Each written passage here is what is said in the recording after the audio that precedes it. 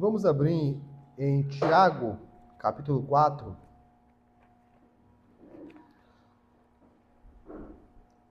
Dando sequência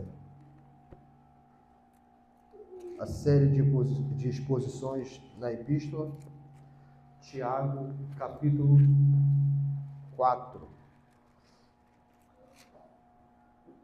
Hoje nós vamos nos esmerar do versículo 11 ao versículo 12. Tiago, capítulo 4, 11 a 12. E como de costume, nós vamos fazer uma recapitulação do que está sendo tratado.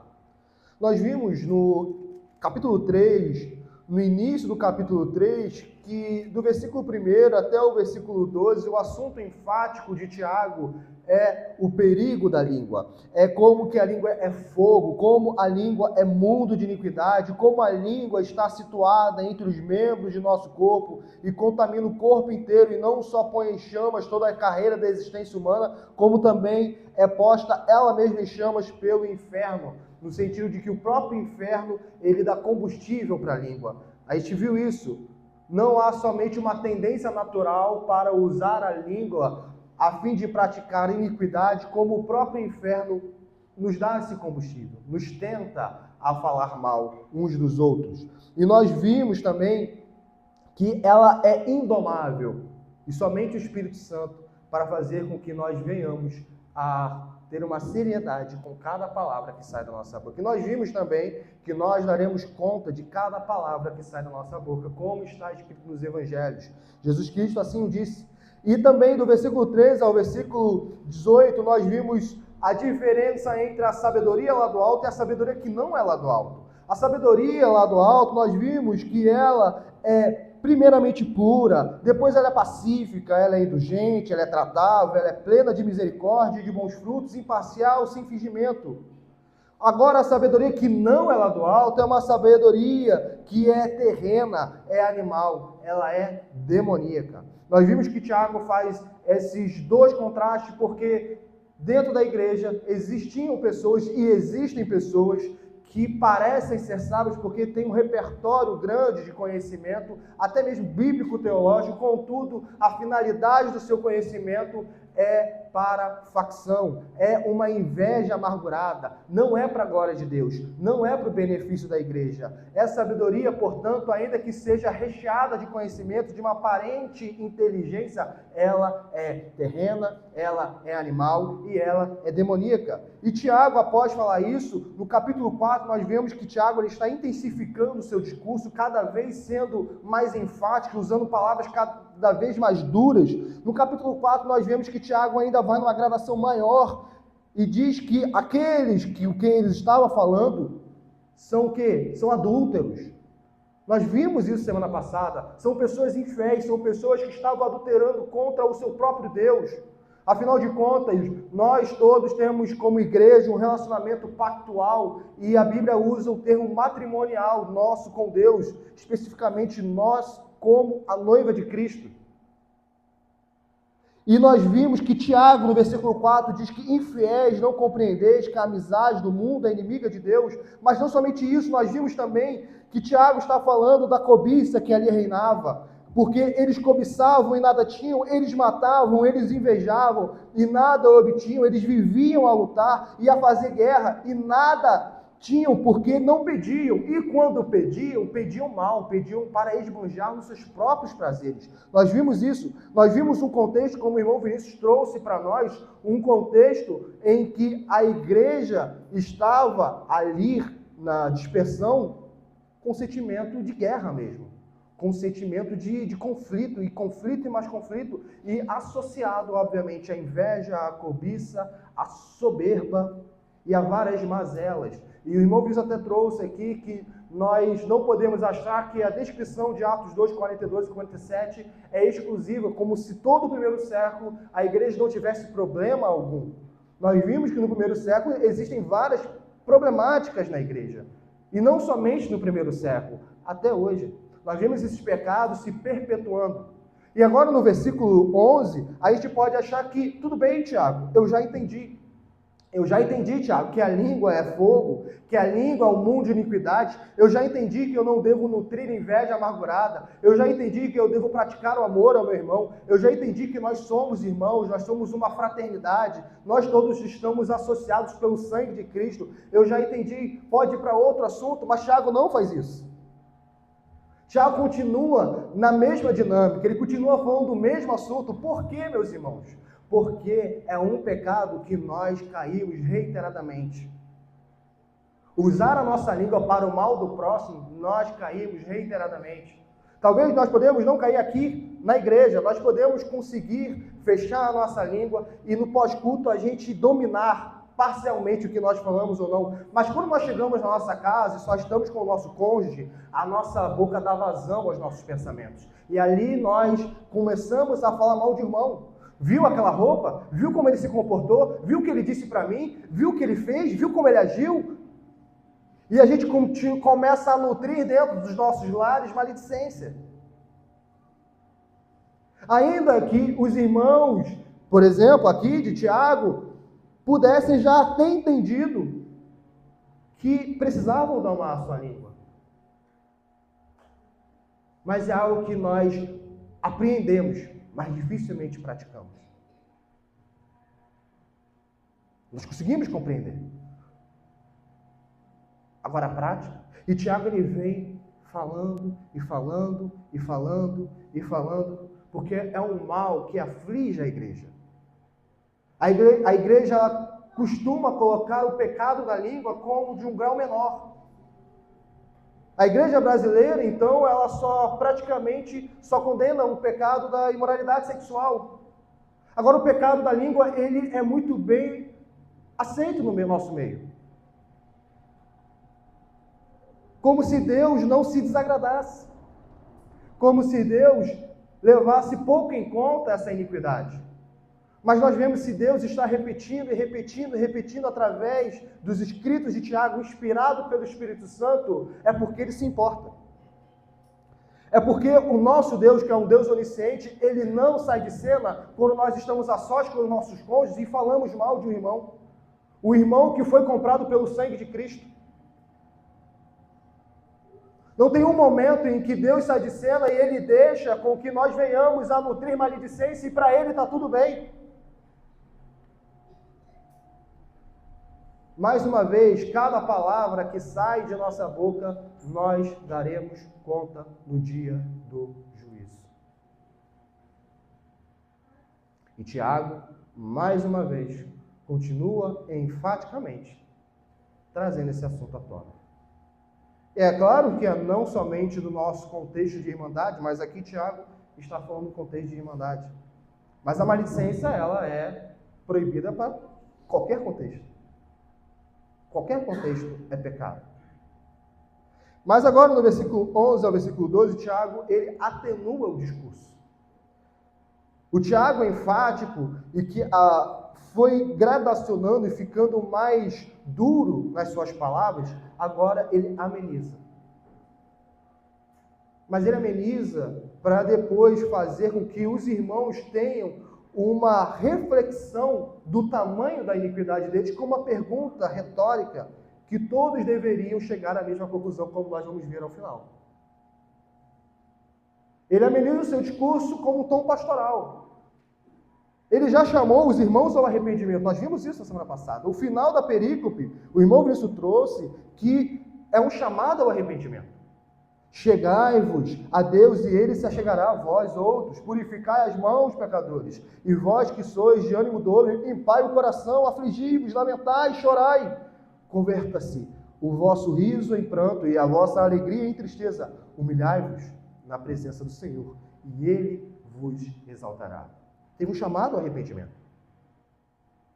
Teve um chamado. Mas ainda que essas pessoas possam ter arrependido, isso não significa que agora nós podemos passar por outro assunto. Não significa isso.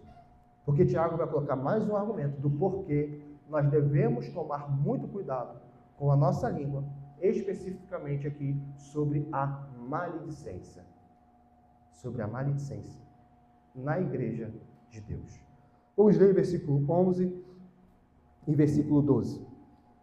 Irmãos, não faleis mal uns dos outros. Aquele que fala mal do irmão ou julga seu irmão, fala mal da lei e julga a lei.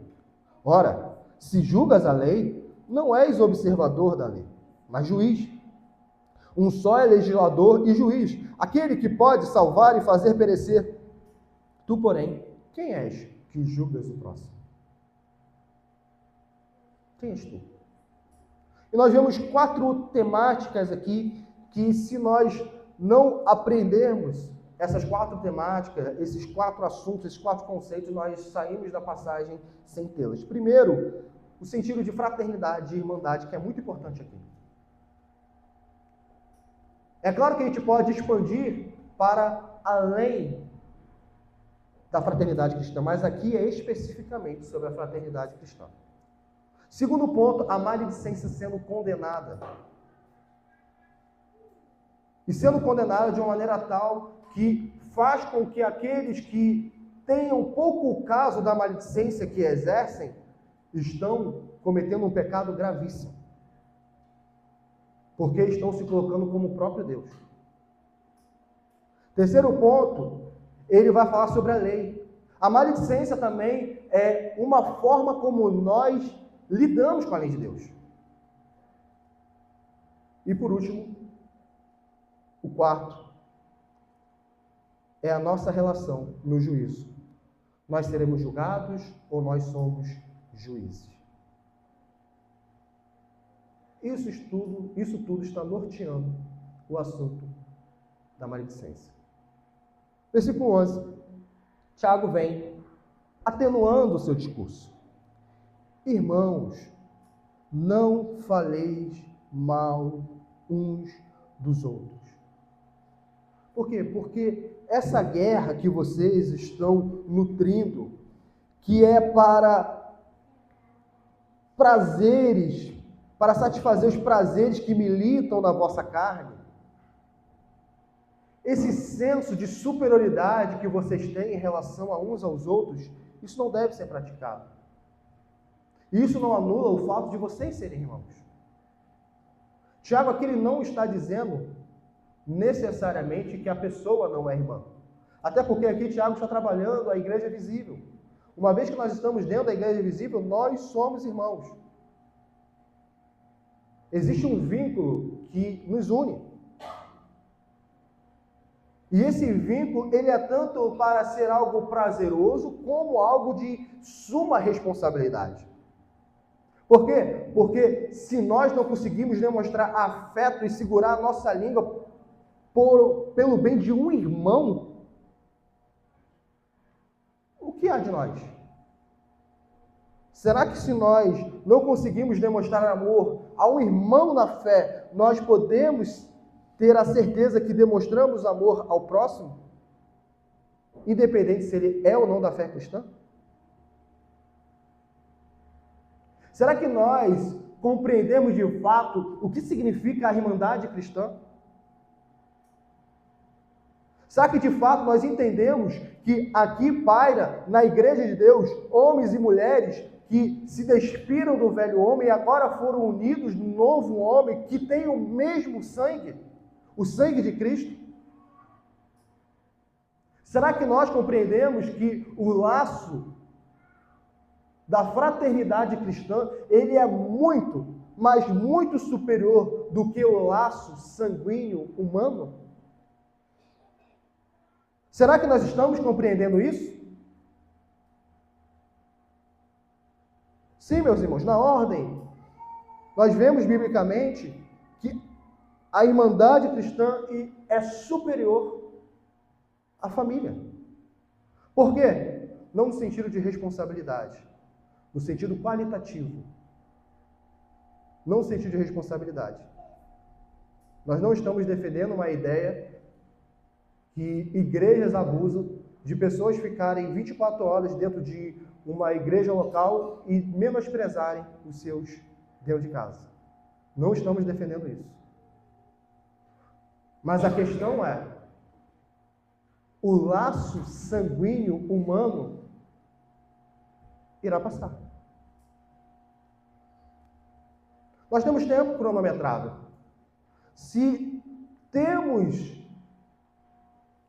irmão de sangue que não confessa a fé em Cristo, se temos um pai, uma mãe, um primo, algum familiar que não confessa a fé em Cristo, infelizmente nós estamos com os dias contados com a nossa presença na família dele, ou ele na nossa família. Porque quando o dia da morte chegar, nós iremos para destinos diferentes. Se essa pessoa não se arrepender do seu pecado, ela, infelizmente, perecerá no inferno e os crentes irão para o céu. Hoje não se fala tanto disso. E essa é a beleza, é uma das belezas da nossa fé. A nossa fé, ela não se repousa no fato de que eu confio que quando eu chegar no céu, todos os meus familiares lá estarão. Gostaríamos que fosse assim? Gostaríamos, mas nós não queremos ir para o céu porque queremos encontrar os nossos entes queridos. Nós vamos para o céu e nós almejamos os céus porque lá está o nosso sumo tesouro, Jesus Cristo.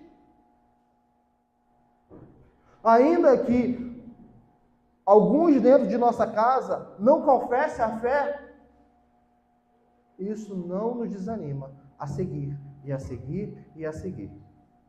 E a insistir na oração e no chamado arrependimento de nossos familiares, como nós vimos hoje na devocional. Agora, a igreja cristã, ela precisa entender que a fraternidade é algo preciosíssimo. Não é pouco caso. Eu não sou irmão na fé, nós não somos irmãos uns dos outros apenas aos domingos. Nós temos essa noção. É aos domingos que eu lembro que eu tenho irmão. É às terças na reunião de oração. O fato de nós não nos encontrarmos quarta, quinta, sexta, segunda, não faz com que nós deixemos de ser irmãos. Nós somos irmãos. E é claro, não somente da nossa igreja local.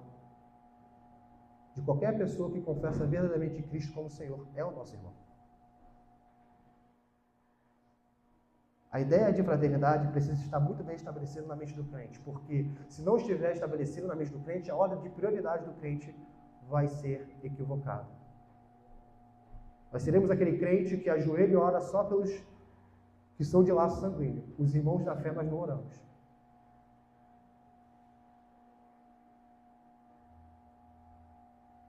Não é assim que a Bíblia ensina.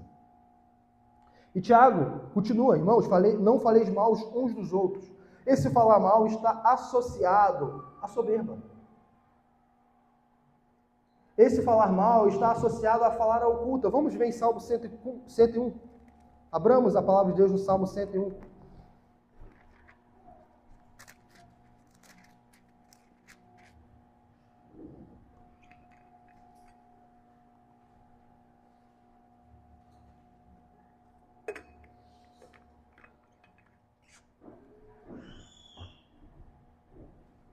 Salmo 101, versículo 5. Diz assim: ao que as ocultas calunia o próximo, a esse destruirei. O que tem olhar altivo e coração soberbo, não suportarei. Nessa poesia hebraica, nós vemos a relação entre calúnia ao próximo e olhar altivo e coração soberbo. E não tem como uma pessoa que ela é maledicente por natureza, ou seja, ela está sempre falando mal de alguém, ela está sempre julgando alguém, ela está sempre colocando o outro segundo a sua régua, não tem como essa pessoa dizer, eu não sou soberbo. Porque a soberba se demonstra quando nós nos colocamos numa posição superior ao próximo e nós julgamos o próximo. Um coração soberbo é aquele que busca que o próximo se adeque à sua régua de medida.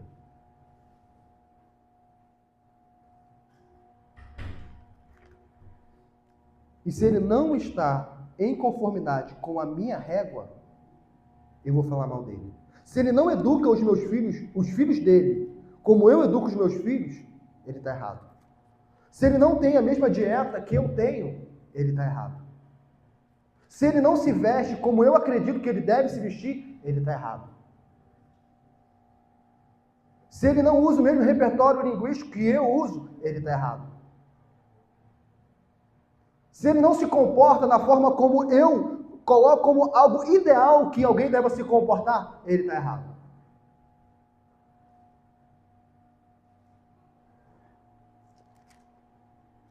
E nós começamos a analisar coisas que não deveriam,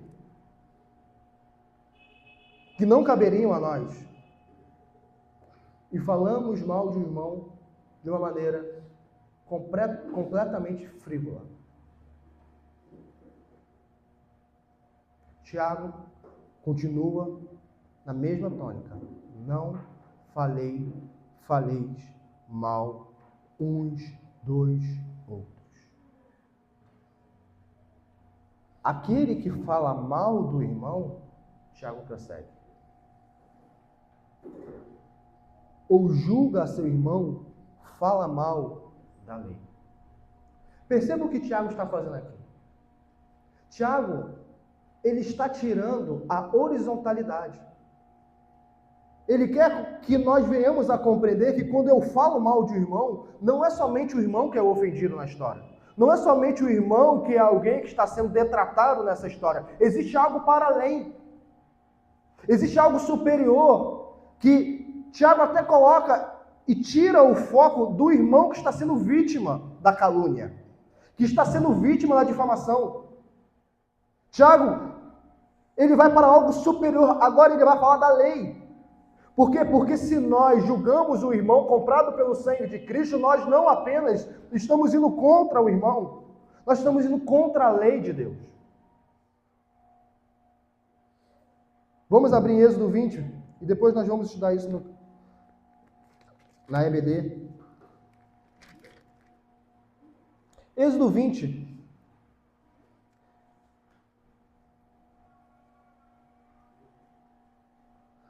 Êxodo 20, 16. Como o Tiago faz uma referência grande à lei, nós precisamos voltar. E porque não parece plenamente compreensível à primeira vista, o que tem a ver eu falar mal de alguém com eu ser alguém que despreza a lei? O que uma coisa tem a ver com a outra? Eu só estou falando mal de alguém. Eu só estou falando mal de uma conduta. E vem a lei de Deus em Êxodo 20, 16.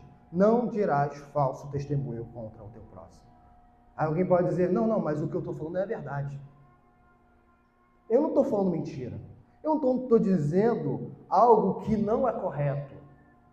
Eu estou falando que eu acredito que seja verdade e o que eu vejo. Pois bem, abramos em Levítico, capítulo 19. Levítico 19. Será que é só sobre mentir contra o próximo?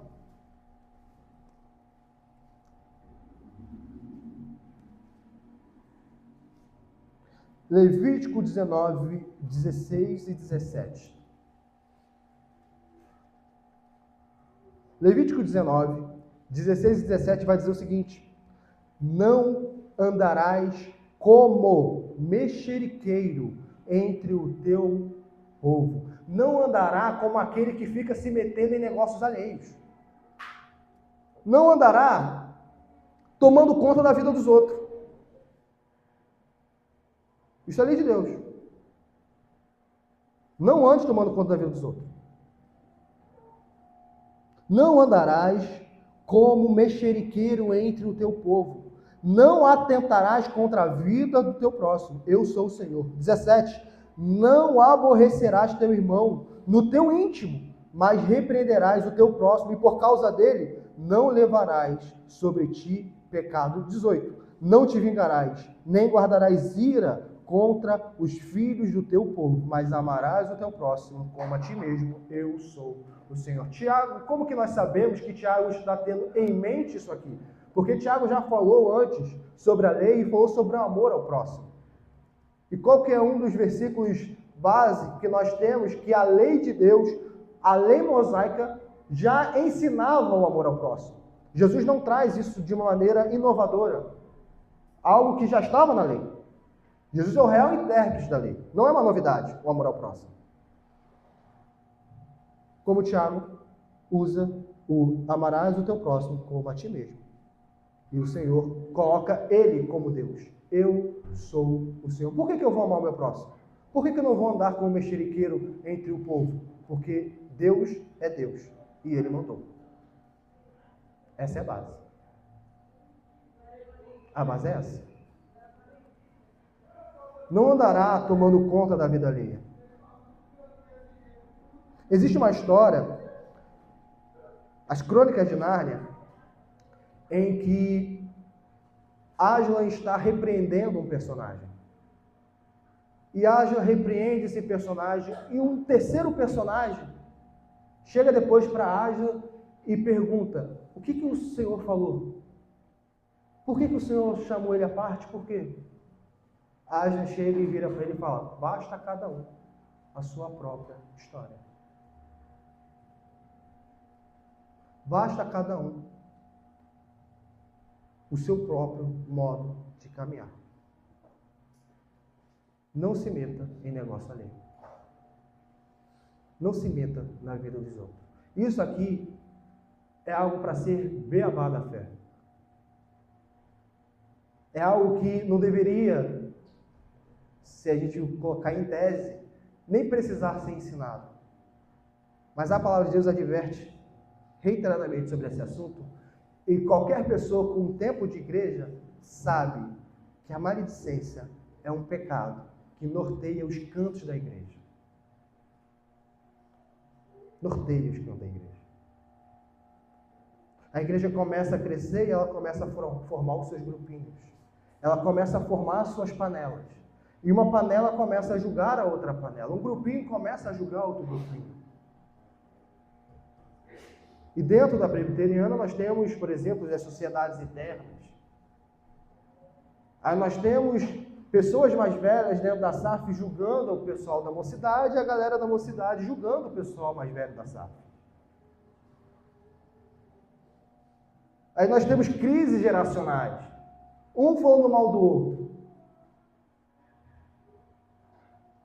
Nós temos dentro de grupos de música em que tem muitos integrantes intrigas, porque afinal de contas ele foi escalado, eu não fui escalado, já é o terceiro domingo que ele está escalado para cantar, e até agora eu não fui escalado para cantar.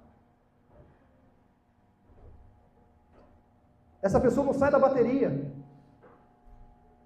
E essas coisas tão frívolas vão semeando discórdia na igreja, vão semeando discórdia em determinados departamentos que não deveriam ter isso. A igreja que deveria ser formada e forjada para servir e não para querer buscar o seu interesse, não para querer ser notado. Agora as pessoas começam a nutrir um sentimento de vaidade, de orgulho, a ponto de começarem a julgar aquele que está ao lado.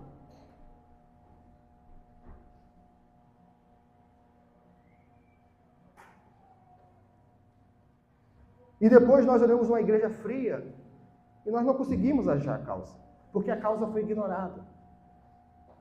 Porque a maledicência ela foi colocada para escanteio, como se não fosse pecado. Como se fosse normal falar mal do irmão. Não esqueçamos, meus irmãos, que quem nos dá esse desejo ardente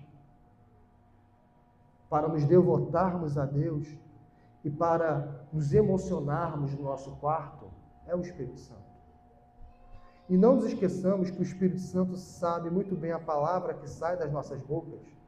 E se nós estamos em uma frieza espiritual, investiguemos se não é pelas palavras que saem das nossas bocas. Investiguemos para ver se não é a maledicência que tem corrompido os nossos lábios, os nossos corações, corrompido o nosso matrimônio, corrompido a nossa amizade, corrompido tudo. Não achemos que Deus está alheio à maledicência. Não achemos que Deus faz pouco caso da maledicência. Afinal de contas, quem fala mal do irmão ou julga seu irmão, fala mal da lei. E julga a lei. Ora, se julga a lei, não és observador da lei, mas juiz. Talvez para a gente essa frase não cause tanto impacto. Afinal de contas, nós fomos criados, ainda que a nossa congregação esteja sendo exposta já há algum tempo ao decálogo, e nós muito bem sabemos que a lei, ela perpetua-se até os dias de hoje, e até a volta de Cristo a lei continuará a vigorar. Contudo, querendo ou não, ao nosso imaginário, a nossa mente, os nossos referentes, é que a lei, ela está em segundo plano. É claro que a lei não está em primeiro plano, no sentido que estava na antiga dispensação. Mas nós colocamos a lei para escanteio. Então, para nós, essa frase aqui não tem tanto peso. Ser alguém que julga a lei, para nós não tem tanto peso, até porque nós nascemos em uma democracia. Nós estamos acostumados a ficar julgando as leis. E as leis humanas, não é errado ficar julgando as leis humanas. Não é errado. Mas isso muitas vezes pode macular o nosso referente e temos essa disposição de ficar julgando as autoridades, ficar julgando tudo e passarmos esse vício para a palavra de Deus. Certa vez nós ouvimos uma pessoa cristã falando as loucas leis do Antigo Testamento que apedrejavam pessoas. O que essa pessoa fez? Essa pessoa se colocou como juiz da lei. Essa pessoa se colocou na posição de Deus. E para o público imediato de Tiago, isso aqui é uma frase severa, porque quem é o público imediato? Nós vimos isso aqui. O público imediato de Tiago são os judeus da dispersão. E o que está na mente judaica do primeiro século? A mente judaica do primeiro século é aquela mente em que nós fomos para a dispersão no período babilônico porque os nossos pais não observaram a lei. Os nossos pais não observaram a lei e por conta disso nós padecemos todas as mazelas debaixo do Império Babilônico. E aí sim, depois que eles voltaram à restauração de Israel, lá por volta do período intertestamentário, período de Esdras e Neemias, 500 e pouco, existe um espírito nacional para que a lei fosse cumprida. Surgiram grupos religiosos dentro de Israel, como os fariseus, querendo que a lei fosse cumprida. O povo que antigamente tinha como identidade o templo, quando eles são apartados do templo, porque eles estão no exílio babilônico, agora eles não podem mais estar no templo de Salomão, o que vira a identidade deles? O que vira a identidade nacional? O que vira a identidade de um povo? A Torá. É o Pentateuco que vira a identidade do judeu. E o que o judeu faz? Não tem mais tempo. O judeu, então, ele vai todo sábado na sinagoga. Para fazer o quê? Para falar da Torá. Para aprender a Torá. E o que é a Torá? É a lei. Então, quando Tiago vem e nos diz que quem julga o irmão julga a lei, isso é horrendo para o judeu. O judeu treme diante disso. O judeu treme. Ele entende o tamanho da iniquidade que está sendo praticada. Ele entende o tamanho do pecado que está chegando às narinas de Deus.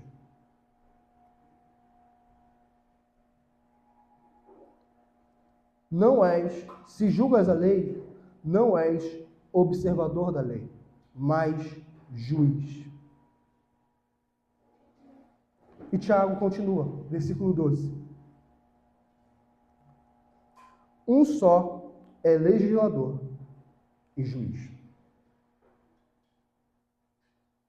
Um só é legislador e juiz.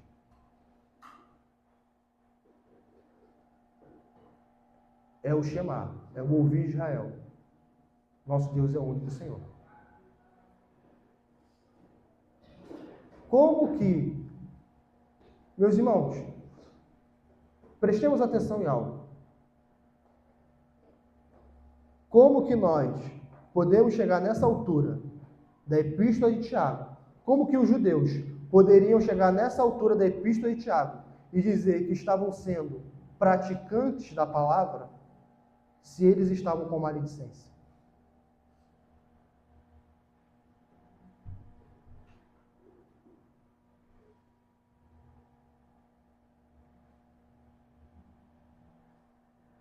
Tiago aqui evoca Deus como juiz e legislador.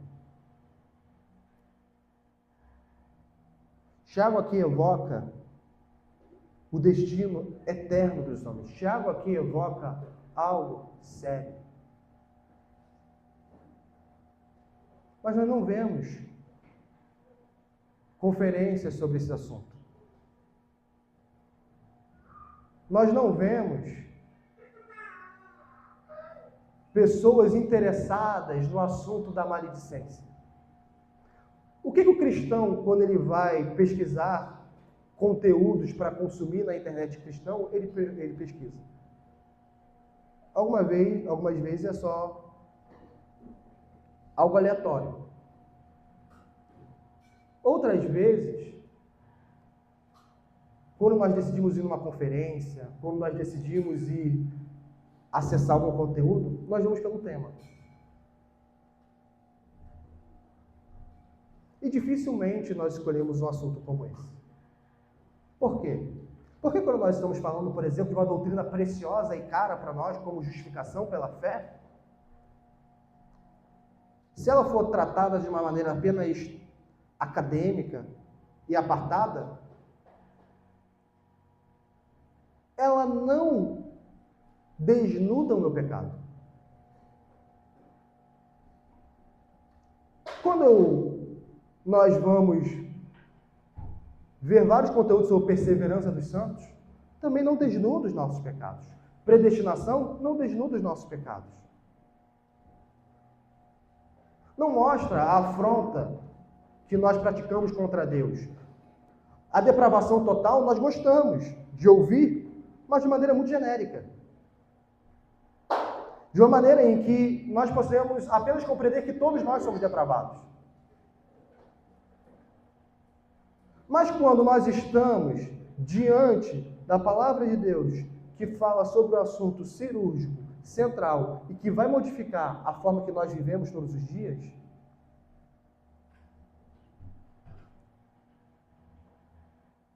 nós damos 2 passos para trás. E nós pouco nos importamos. Por quê? Porque nós não queremos mudar de vida. Nós não queremos mudar de vida. Nós não queremos parar de falar mal do irmão. Nós não queremos parar de ficar julgando a roupa do próximo. Nós não queremos. Nós queremos continuar a viver uma vida cristã em que pouco se importa com o próximo e pouco se importa com a fraternidade cristã.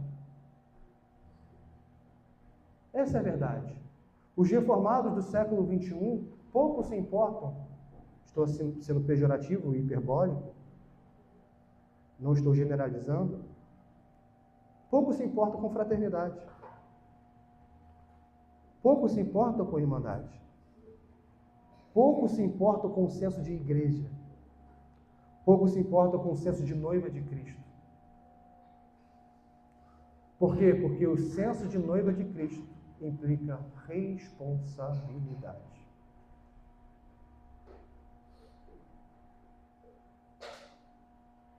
E nós não queremos ser responsáveis. Eu já sou responsável por tantas coisas no meu trabalho. Eu já sou responsável por tanta coisa dentro da minha casa. Tem que ter responsabilidade também na igreja de Deus.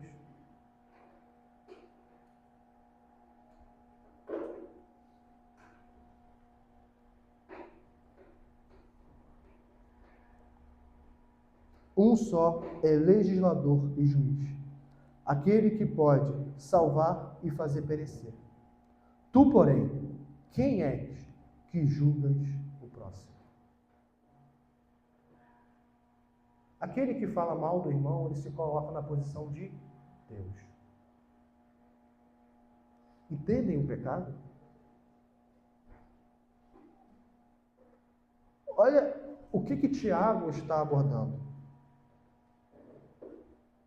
Se na imoralidade sexual um crente é como aquele que pega uma prostituta e entra no Santo dos Santos e se deita com ela, e é um pecado horrendo, é isso que Coríntios vai dizer? É esse o cenário? O pecado da maledicência também tem um cenário horrendo. É como se nós gritássemos com Deus para que Ele saísse um pouco do seu trono e nós, vermes desprezíveis, buscássemos ascender aos céus, centrar no trono de Deus e julgar o próximo.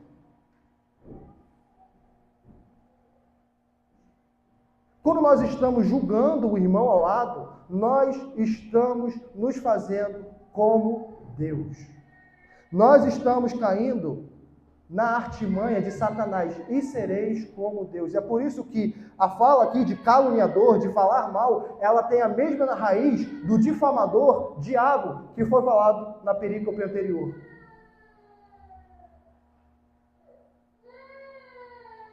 Aquele que difama o próximo, ele está agindo em igualdade a Satanás. No mesmo pecado do orgulho, no mesmo pecado da mentira, no mesmo pecado.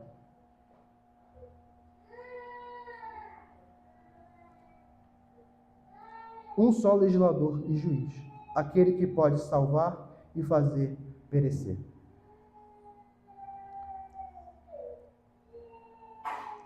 Aqui Tiago está trabalhando a ideia da eternidade. Ele não está trabalhando a questão de coisas temporais somente. Ele salva, mas ele também faz perecer. Nós podemos salvar alguém ou fazer alguém perecer? Não. Então por que nós julgamos o próximo? Porque nós nos adentramos com um pecado terrível de nos achegarmos com a intenção de sentar no trono de Deus. Vamos abrir Mateus 7. E vamos caminhar para o final. As palavras do nosso Mestre Jesus Cristo.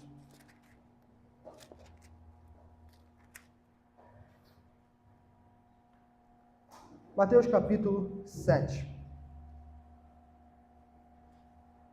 Mateus capítulo 7, versículo 1 até o versículo 5, vai dizer o seguinte: não julgueis para que não sejais julgados. Para que não sejais julgados por quem? Pelo único juiz e legislador.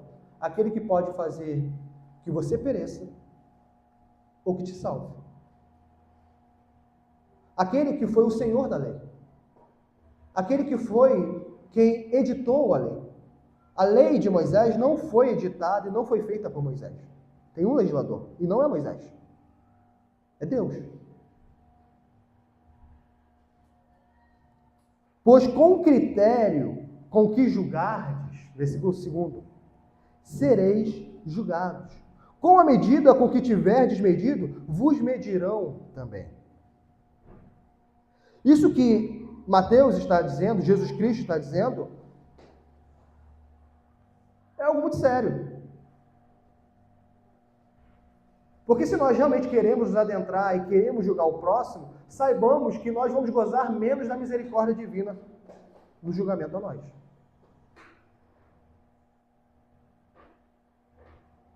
Porque, por que vês tu o argueiro no olho de teu irmão, porém não reparas na trave que está no teu próprio olho?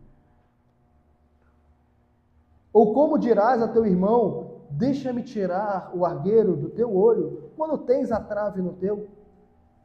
O que essa pessoa é? Jesus fala, ela é hipócrita. Hipócrita. Tira primeiro a trave do teu olho, e então verás claramente para tirar o argueiro do olho de teu irmão. Nós somos muito rápidos a julgar quem está ao lado, mas somos morosos e demoramos muito para fazermos uma reflexão das nossas iniquidades.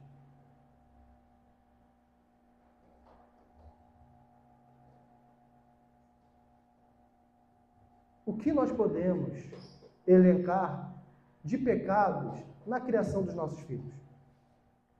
O que nós podemos elencar de pecados de como nós tratamos o nosso cônjuge, não como o nosso cônjuge nos trata?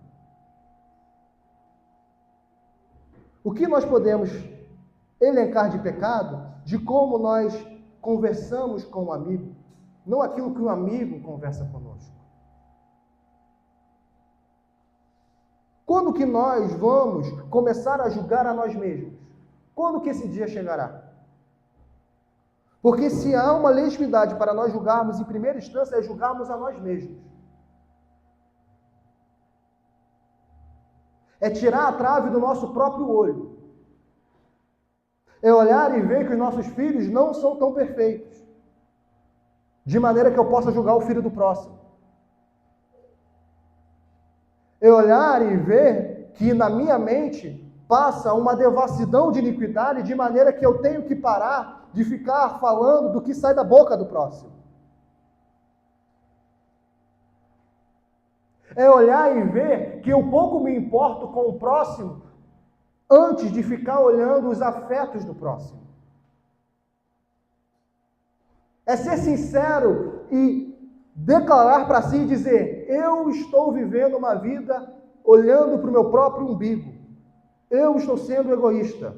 Eu pouco me importo com os irmãos da igreja, eu pouco me importo com uma pessoa que adentra nas portas da igreja, eu só quero saber como está o meu cônjuge, e se eu penso nisso, como estão os meus filhos, e se eu penso nisso, e bem. Vamos tirar a trave do nosso próprio olho.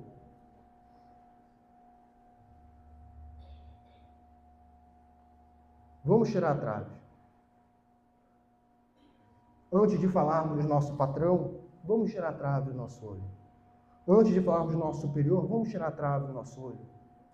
Antes de falarmos de um professor, vamos tirar a trave do nosso olho.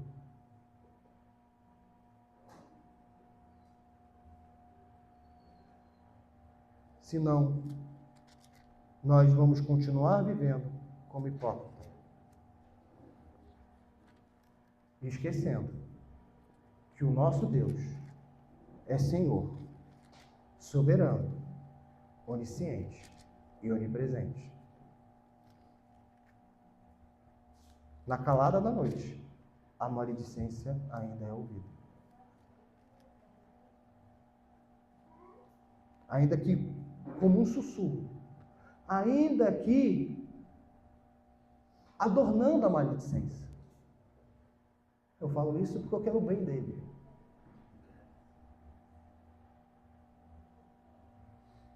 Nós não somos Deus. Ninguém é Deus sobre ninguém. Aqui nessa igreja e em igreja nenhuma. Agora nós podemos, ao olharmos a perícope de Tiago, e cairmos em um equívoco que nós vamos apenas rechaçar, mas não adentrar, porque não foi o tema de Tiago. De não julgueis. Tiago não está trabalhando no não julgueis. Como assim? Uma pessoa está notoriamente vivendo em pecado e a igreja nada faz e fala: não julgueis. Tiago não está trabalhando nisso. Mateus capítulo 18, 1 Coríntios também, vai trabalhar como que a igreja julga. E a igreja julga com imparcialidade. Afinal de contas, nós vimos que a sabedoria lá do alto é o imparcial. Portanto, o julgamento, se nós realmente queremos exercer o julgamento para a glória de Deus, sigamos as regulamentações de Deus. Temos problema com o irmão? Sigamos como está em Mateus 18. Chamemos ele a sorte. Se o seu problema é com o irmão fulaninho, Não fala com cicrano. Você tem que falar com fulano, com quem você tem problema. É o que está em Mateus 18. Senão é maledicência. Senão é pecado. Senão é se fazer Deus.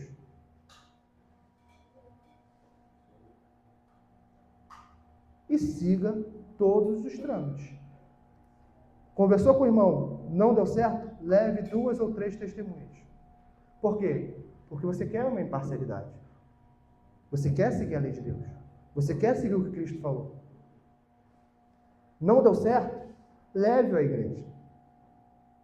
E por fim, se continuar uma pessoa impenitente que não se arrepende, o julgamento da igreja, na figura dos seus oficiais, irá declarar aquela pessoa como publicano, como um ímpio. E essa pessoa, se não se arrepender, será excluída da igreja. Esse é o processo instituído por Deus. Se não segue isso, é maledicência. É maledicência. E, meus irmãos, sejamos sinceros. Todos nós caímos no pecado da maledicência. Todos. Não há ninguém isento nessa noite aqui. Até porque Tiago já falou, a língua é indomável. Quem controla a língua? Quem controla? Todos nós caímos. O irmão mais chegado sabe que nós caímos nisso. O nosso cônjuge sabe que nós caímos nisso. E mais do que tudo, Deus sabe. Portanto, vamos relembrar o que o irmão Vinícius leu e ensinou-nos na semana passada. Sujeitemos-nos a Deus. Resistamos ao diabo que busca colocar combustível na nossa língua, na nossa maledicência. E o diabo fugirá de nós. Cheguemos a Deus e Deus se achegará a nós. Purifiquemos as nossas mãos de pecadores. Limpemos o nosso coração, afligimos-nos, lamentemo-nos e choremos. Por quê?